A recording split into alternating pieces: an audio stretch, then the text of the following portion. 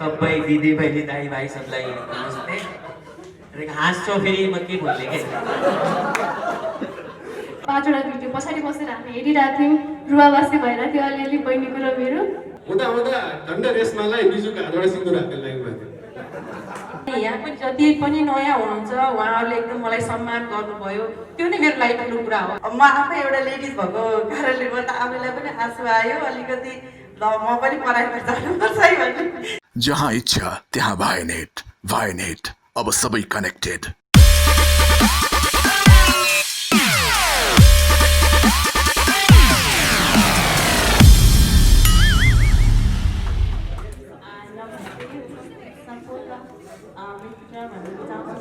सम्पूर्ण मेरो दर्शक, मेरो आदरणीय रेस्पेक्टिभ मेरो दिदी शर्मिला मोहन दिदीको साथमा छु म यतिखेर।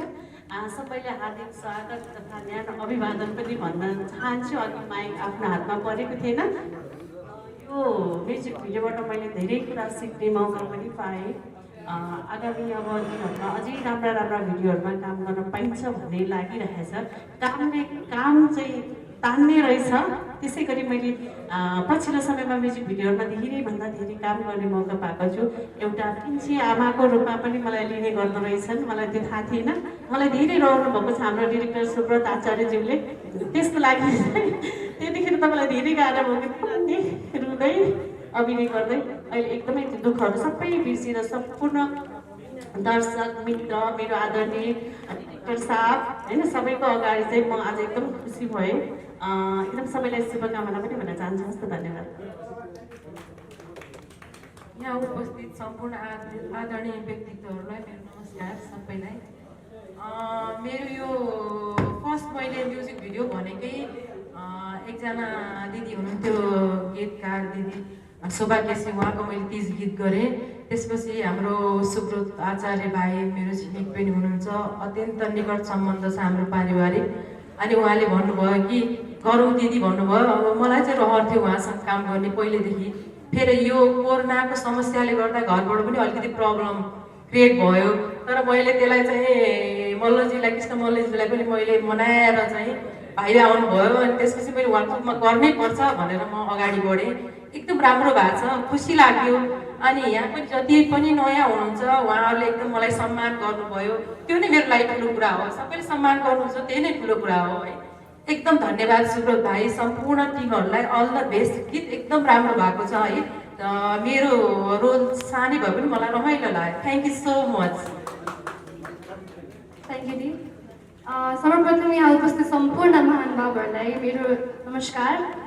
अनि यो टिम हाम्रो जुन लगन काटेको टिमहरू हुनुहुन्छ होइन, उहाँहरूसँग मेरो पनि यो स्पेसली यो फर्स्ट टाइम नै होला मैले यस्तो लेजेन्ड नामहरूसँग काम गरिरहेको छु। प्लस हाम्रो किरण कल्याण अङ्कल हुनुहुन्छ, हाम्रो सुरज सर हुनुहुन्छ, सम्पूर्ण यहाँ उहाँहरूको नाम लिएर नै साध्य छैन होइन। यति रमाइलो भयो, यति रमाइलो भयो। अहिले 5वटा भिडियो पछाडि बसेर हामी हेरिरहेको थियौँ, रुवावासी भइरहेको थियो अलिअलि बहिनीको र मेरो। जस खुसी लाग्यो काम गर्दाखेरि, आफ्नै फ्यामिलीसँगै बसेर काम गरे जस्तो पनि फिल भइरहेको थियो। जस खुसी लाग्यो। Thank you. अनि उसलाई चाहिँ के बोलौँ भनेछ, मसँग स्विच गरिरहेको थियो होइन। के बोलौँ भन्दैन भनेर सिकाइरहेको थियो। उसले आफै के भन्छ आफ्नो भाषामा म भन्छु। सबै दिदी बहिनी दाइ भाइ सबलाई नमस्ते। हाँस्छौ फेरि म के बोल्ने के सबैलाई धन्यवाद यता आइदिनुको लागि होइन। अनि स्पेसली धन्यवाद भन्न चाहन्छु सुब्रत दाइलाई, जो यस्तो राम्रो टिमको साथमा मलाई जोड दिएको छ। And thank you so much सबैले।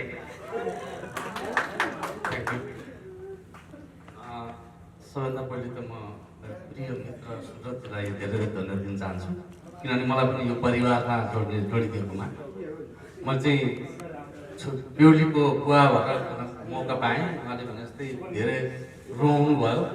र वास्तवमा अनेस्टली भन्नुपर्दाखेरि मैले फर्स्ट टाइम गीत सुन्दै म रोएको थिएँ। के अरे कमलको कुन रेस्टुरेन्ट होइन, त्यो एउटा रेस्टुरेन्ट बस्नु हामी त्यहाँ बसेर मलाई फर्स्ट टाइम गीत सुन्दाखेरि मेरो आँखा रसाएको थियो त्यो गीत साँच्चै नै। र त्यहाँ धेरै पटक मैले ग्लिसरिन लगाइराख्नु परेन, कतिपटक आफै आँसु रसाएको थियो। त्यसले गर्दाखेरि मैले आफ्नै छोरीलाई मैले अन्माको फिल भएको थियो। त्यसले गर्दाखेरि म र यति चर्चित कलाकारहरूसँग मलाई पनि जोडिदिएकोमा म पनि धन्यवाद दिन चाहन्छु। धन्यवाद। यहाँ उपस्थित सम्पूर्ण मिडियाकर्मी साथीहरू, हाम्रा अग्रज कलाकारहरू, साथै सम्पूर्णमा म गरिमा शर्माको तर्फबाट हार्दिक नमन टक्राउन चाहन्छु। यो यति राम्रो टिमसँग म जोडिन पाएँ, यसका लागि म आफूलाई एकदम भाग्यमानी ठानेकी छु। हरेकचोटि हरेक काम गर्दाखेरि म कुनै पहिला गरेका मिस्टेकहरू त्यसलाई सच्याउँदै केही नयाँ अनुभवका साथ केही नयाँ कुरा बटुल्दै हिँडिरहेको छु। यसमा मैले अब हाम्रो शर्मिला मल्ल म्याम, रश्मि भट्ट म्याम, हाम्रो उहाँ सबैजनाको थ्रुबाट पनि केही कुरा सिक्न पाएँ। यो अवसरको लागि म हाम्रो सुब्रत आचार्य दाई साथै हाम्रो माइकल दाईलाई एकदम धेरै धेरै धन्यवाद दिन चाहन्छु। भिडियो उत्कृष्ट बनेको छ, त्यो उत्कृष्ट बनाउनमा एकदम धेरै हात रहेको छ हाम्रो टेक्निसियन दाईहरूको। उहाँहरूलाई पनि एकदम धेरै धेरै धन्यवाद। यो टिममा जोडिनु नै मेरो लागि एकदम ठुलो कुरा थियो। त्यसको लागि म सम्पूर्णलाई फेरि पनि धन्यवाद दिन चाहन्छु। सबैलाई नमस्ते। स्पेसली सबैले भने जस्तै मैले पनि थ्याङ्क यू भन्छु सुब्रत दाईलाई अनि त्यसपछि हाम्रो माइकल भाइलाई। यो कोइन्सिडेन्स चाहिँ कसरी जोड्यो भन्दाखेरि म एज एन अहिले भनौँ न आर्टिस्ट नै छु थिएँ होइन, तर स्पेसली अहिले चाहिँ डिजाइनर भएर पनि काम गरिरहेको छु।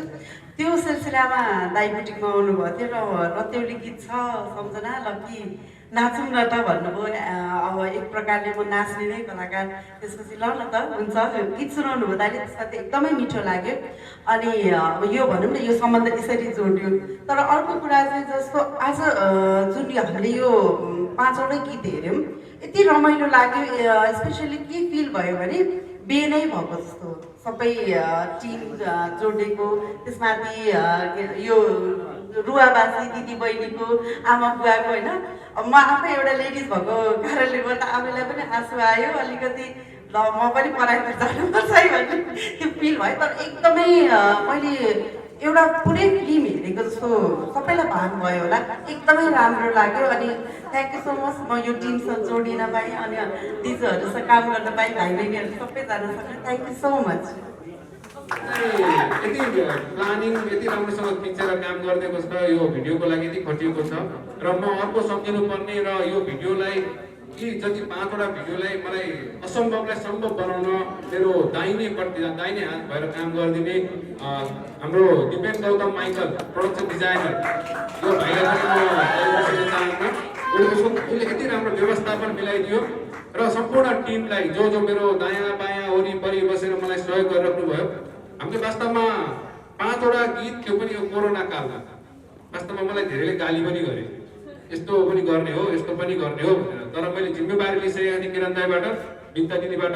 यो 1.5 वर्ष अगाडि नै उहाँहरूले मलाई यस्तो गर्नुपर्छ भन्नुभएको थियो। बिचमा म सिनेमाको काम हुने जस्तो भएर त्यतिर पनि व्यस्त भएँ र राम्रोसँग यसलाई गर्नुपर्छ भनेर मेरो अनाउन्स भइसकेको सिनेमा के डेराको सुटिङ पछि यो भिडियोहरू गर्ने प्लान थियो। तर अब कोरोनाले देखाइहाल्नु, फिल्म पनि बनिरहेको छैन, के पनि भइरहेको छैन। यो अवस्थामा अब सुटिङ गर्ने कुरा त सम्भव नै थिएन। सर्दै आयो। अब मङ्सिर लाग्यो, अलिकति माहौल अलिकति कोरोनाबाट हामी अलिकति विज्ञ भइसकेको, धेरैजना हामी विज्ञ भइसकेका छौँ, धेरैजना डक्टर पनि भइसकेका छौँ कोरोनाको। र हामीले अलिकति कोरोना भन्ने कुरा चाहिँ सोसियल डिस्टेन्स मेन्टेन गर्दा र लापरवाही नगर्दा, मास्क लगाएर हिँड्दा र यस्ता चिज गर्दा सर्ने सम्भावना धेरै कम हुन्छ भन्ने कुरा जानकारीमा हामी सबैलाई आइसकेको अवस्थामा मैले पनि के समयदेखि चाहिँ सुटिङ गरिरहेको छु, तर सानो टिम बनाएर। तर यो सम्भावना कम थियो कि विवाहको गीत, जन्ती, पार्टी लगायतका सबै गीतहरू, त्यत्रो गीतहरू अब क्राउड राखेर सुटिङ गर्न साह्रै सम्भावना अलिकति मैले कम देखिरहेको थिएँ, डर पनि लागिरहेको। तर हामीले के गर्यौँ, सुटिङमा पर्दामा देखिने कलाकार बाहेक अरू सबैले मास्क, पन्जा र सकेसम्म फेस सिल, नजिक जानुपर्छ फेस सिल पनि हामीले वितरण गरेका थियौँ। सबै हाम्रो मेकिङ भिडियोहरू पछि केही दिनमा यहाँले देख्नुहुनेछ र भिडियोको पछाडि हामीले सानो मेकिङ फुट पनि राखेका छौँ। र अब प्रसङ्गका कुराहरूमा जान्छु। जन्तीको गीत सुटिङ थियो जसमा हामीलाई लगनको काम पनि देखाउनु पर्ने थियो। लगनको काम देखाउने क्रममा बिजु र रेशमा दुईजना दुला दुलै र अभिषेक दुलाको भाइ र गरिमा दुलैको बहिनी, यस्तो खालको एउटा माहौल थियो। अनि त्यहाँ सबै कलाकारहरू हुनुहुन्थ्यो। पण्डितज्यूलाई हाम्रो प्रोडक्सन डिजाइनरले पण्डित साँच्चैकै ल्याउनु भएछ। उहाँ चाहिँ विवाह गराउने मैत्रीदेवी मन्दिरबाट उठाएर पुऱ्याउनु भएछ। एकजना बिचरा बुढो मान्छे हुनुहुन्थ्यो, एकदम 70 कटिसक्नु भएको लगभग। तपाईँले भिजुअलमा त्यो विवाहको भिजुअलमा हामीले उहाँको क्लोजअप पनि राखेका छौँ। उहाँले त साँच्चैको विवाह भन्ठान्नु भएछ। रेखी पहिलेदेखि नै रेखी कोरेर के गरेर यताउति गरिरहनु भएको थियो। यो क्यामेरा ल्याएको चाहिँ विवाहकोमा हामी विवाहको भिडियो खिचेर जस्तो खिच्न ल्या होला भन्ठान्नु भएको रहेछ कि बिचरा बुढाबाले। अनि मन्त्र पढ्नुहुन्छ साँच्चैको, अनि साँच्चैको कर्महरू गराउनु खोज्नुहुन्छ। अनि कतिचोटि भनिसके उहाँ बुझ्नुहुन्न के, अब कतिचोटि भन्ने हुँदा हुँदा झन्डै रेशमालाई बिजुको हातबाट सिन्दुर हातेर ल्याउनु भएको थियो। अनि त्यसपछि साह्रै अल्छी भयो भने अनि बा हो बिजु भनेको मुम्बईको राम्रो कलेजको कलाकार हो, ऊ नेपाली हो, ऊ यहाँ आएको छ, उसको मुख मैले ढाँटेँ उहाँलाई, वास्तवमा होइन त्यो चाहिँ बिजुको उतै विवाह भइसकेको छ, उसको श्रीमती उतै छ। तपाईँले यहाँ विवाह उसलाई गराइदिनु भयो, अर्को विवाह साँच्चै गरेर तपाईँलाई बहु विवाहको मुद्दा लाएर जसले गराउँछ त्यसलाई पनि लिएर जान्छ नि जेल। भनेपछि बाजे त्यसपछि बाजेले बोल्नु भयो। त्यसपछि हामीले काम गर्दा बिचरा बालाई थाहा हुँदैन सुटिङको हामीले कसरी गरेर हुन्छौँ, तर रातिसम्म बसेर मध्यरातसम्म बसेर उहाँले विवाहको काममा जुन जोस जाग्यो, वास्तवमा हाम्रो एज हामी त्यो एजमा पऱ्यो त्यति जोस जागेर हामीसँग हुन्न होला। बाजालाई मेरो सलाम छ, यो ताली बजेको बाजे। र अब रह्यो किरण दाईको कम्पोजका कुरा। किरण दाईले विद्या दिदीको जुन शब्दहरू छ, शब्द रचना छ, विवाहका हरेक कुराहरू वास्तवमा मलाई जब दिदीले स्क्रिप्ट खै त भनेर माग्नुहुन्थ्यो सुटिङभन्दा अगाडि, त्यो गीतमा बोलिसकेको छ कि स्क्रिप्टहरू, त्यो गीतमा सबै तपाईँले गीत सुन्दाखेरि थाहा पाउँछ गीतमा सबै शब्दहरू त्यो गीतले नै बोलेको छ, स्क्रिप्ट नै त्यही छ कि। वास्तवमा मैले म्युजिक भिडियो बनाउन सक्दा पहिला गीतकारसँग कन्सल्ट गर्छु सकेसम्म, किनभने गीतकार नै पहिलो स्क्रिप्ट राइटर छ। सिनेमाको स्क्रिप्ट राइटर जस्तो गीतकार चाहिँ म्युजिक भिडियोको स्क्रिप्ट राइटर मान्छु उहाँले जुन भाव बोक्नुहुन्छ त्यो वास्तवमा पर्दामा हाम्रो उतार्न सक्षम भयो भने हामी सफल निर्देशक हौँ। अनि किरण दाईले जुन कम्पोज गर्नुभएको छ, कुनै पनि ठाउँमा त हामीले भन्छौँ नि हामी अलिकति विदेशी विशेष गरी बलिउड सङ्गीतबाट प्रभावित छौँ, त्यसलाई पनि मात दिने खालको त्यो लेभलको एउटा सङ्गीत गर्नुभएको छ, त्यो खालको एरेन्ज छ, त्यो खालको मिक्सिङ छ। दाईलाई पनि धेरै सलाम छ, राम्रो सङ्गीत गरिदिनु भएको छ। र भिडियोमा अब को हुनुहुन्छ यहाँले थाहा पाइसक्नुभयो। सम्पूर्ण कलाकारहरूलाई, सम्पूर्ण प्राविधिकहरूलाई म नमन गर्न चाहन्छु। यहाँहरू बिना यो सम्भव थिएन। र वास्तवमा यो म्युजिक भिडियो 5 वटा एकैचोटि, त्यो पनि विवाहको सम्भवतः भन्छु यो पहिलो पटक हुनसक्छ। र म दाबी पनि अहिले गरिहाल्दिनँ, किनभने के छ कस्तो के थाहा विगतमा अझै हामीले हेर्नुपर्ने हुन्छ। र 5 वटा गीत विवाहको वास्तवमा यहाँहरूलाई मन पराउनुहुन्छ होला, हाम्रा दर्शक श्रोताहरूले मन पराउनुहुन्छ होला, अनि हामीलाई माया गरिदिनुहुन्छ होला विगतमा जस्तै।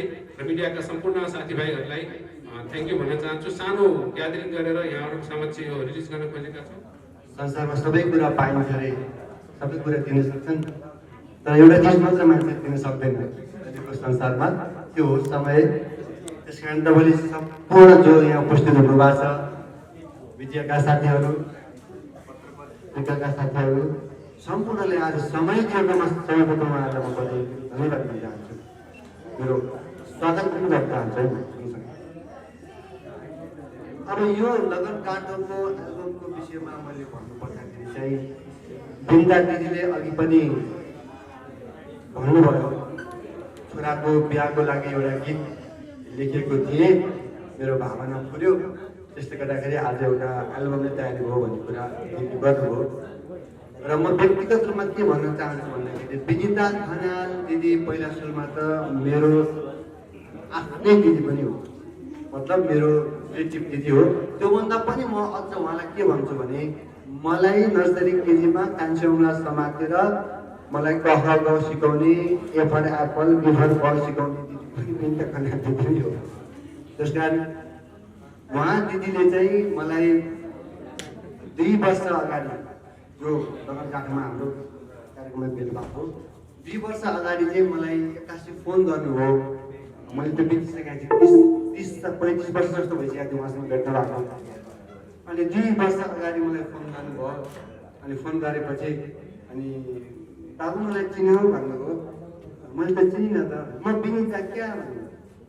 ओ विनिता भनेपछि त म एक्साइटेड भइहालेँ। ओहो विनिता दिदी मेरो मिस भन्नु पहिला सुरुमा मेरो रिलेटिभ भन्दा पनि म मिसतिर गएँ होइन, मेरो आमा फुपू पनि पर्नुहुन्छ उहाँ।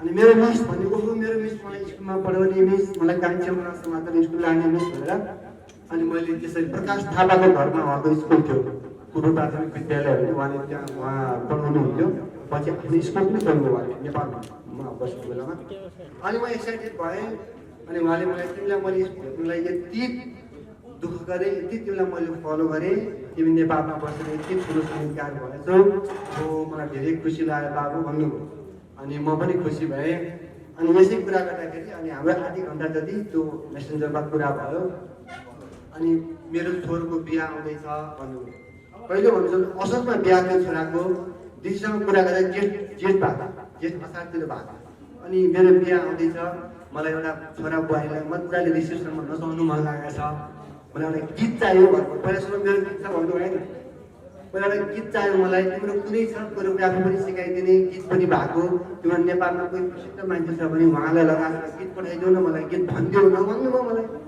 पहिला सुरुमा त म छक्क परेँ ए भइहाल्छ दिदी म यहाँ भन्दिनँ नि मेरो साथीहरू छन् डाइरेक्टर पनि छन् कलाकार पनि छन् गीत पनि खोज्दिनँ अन्त भने मैले अनि फोन राख्ने बेलामा जब फोन कुरा सिद्धियो अनि फोन राख्ने बेलामा चाहिँ अनि त्यहाँबाट दिदीले भन्नुभयो मैले पनि एउटा यस्तो देखाएको थिएँ बाबु होइन मैले पनि यस्तो देखाएको थिएँ बाबुको सङ्गीतमा म्याच हुन्छ हुँदैन मलाई थाहा भएन बाबुको सङ्गीत हेरि उचाइको हुन्छ भन्नुभयो अनि दिदीलाई मैले भने हेर्नुहोस् दिदी समाचारको गीत बन्छ समाचार पत्रिकामा तपाईँको समाचार गीत बन्छ तपाईँको त भावना हो फिलिङ्स हो जसरी पनि म गीत बनाइहाल्छु नि चिन्ता नगर्छु भने मैले ओहो भनेर एकदम खुसी हुनु अनि मलाई गीत पठाउनु भयो मेसेन्जरमा अनि मैले त्यो गाना उहाँको फर्स्ट छोराको विवाहको लागि चाहिँ त्यो गाना बनाइदिएँ मैले कम्पोज गरिदिएँ अनि त्यो गाना उहाँले हाम्रो प्रताप भाइ र हाम्रो निकिता बहिनीले गाएर मैले पठाइदिएँ अनि विवाहमा उहाँले डान्स कोरियोग्राफी सिकाएर उतैको मान्छेलाई सिकाएर डान्स पनि गराउनु भयो